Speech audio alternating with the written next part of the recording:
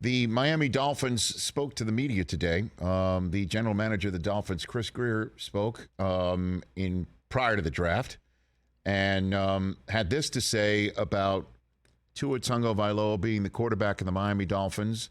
Because, again, we're talking about Burrow needing a new deal. We're talking about Herbert getting a new deal. Well, Tua is in the same draft class. Hurts has already gotten his. The question is, though, is Tua's health and whether the Dolphins are concerned about how healthy he can be and whether they want to put a lot of financial eggs in that basket. Here's what Chris Greer had to say about Tua. Yeah, we've had a lot of internal discussions between, Mike, Marvin, Brandon, Steve, Tom Garfinkel as well. So all options are on the table, like I said then. But, for us, we decided that for us, and we always hope Tua will be here, successful long-term with us. And at the end of the day, we made this decision and decided to move forward in the offseason to get going. So they made that decision. We're going to go forward with Tua, and maybe the options on the table. By the way, Steven is Ross, the owner, and Mike, head coach, who was the one, as soon as he was hired, called. Remember, they FaceTimed Tua, said, let's go to work. Mm-hmm. And then they went to work, and we saw how Tua looked when healthy this year. Just spectacular with Tyreek Hill and Jalen Waddle and the rest of that offense that we're assuming is just only going to get better.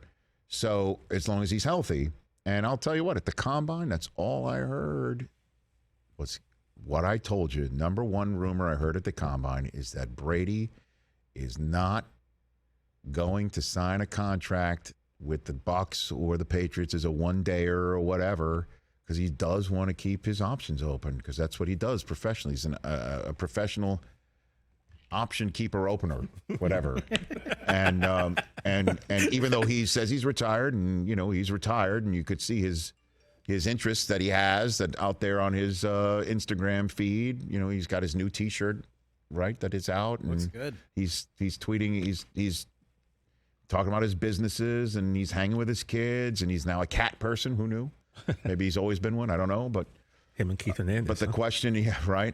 The question is what I was always hearing is the team to keep an eye on is Miami. He's right there, and that's if Tua can't answer the call, and perhaps part of the reason why I was hearing all this stuff, keep an eye on Miami, isn't like the belief in Tua being the guy. Clearly, it's that maybe Tua was thinking of stepping away, which he confirmed today when he showed up to the podium himself.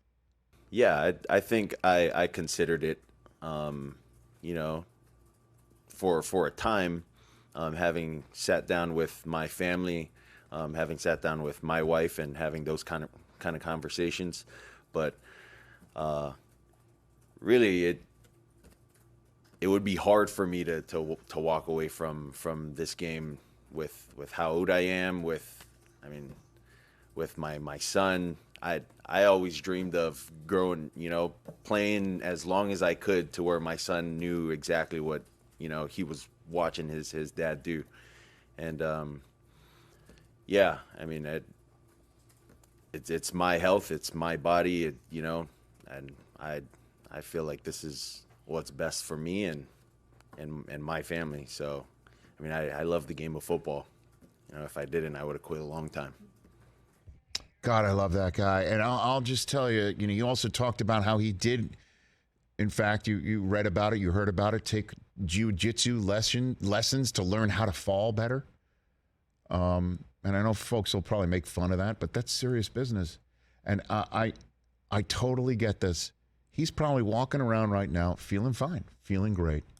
And him sitting there going, out of love of the game, teammates, and his dream, always thinking, you know what, I'll play for a long time when I get to the NFL, have a family, and they'll watch me be dad, the football player.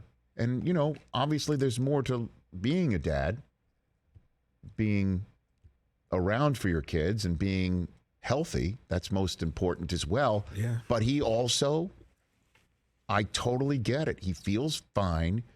He doesn't want to give up on that dream. He doesn't want to give up his love of football at his age. So he's going to try it.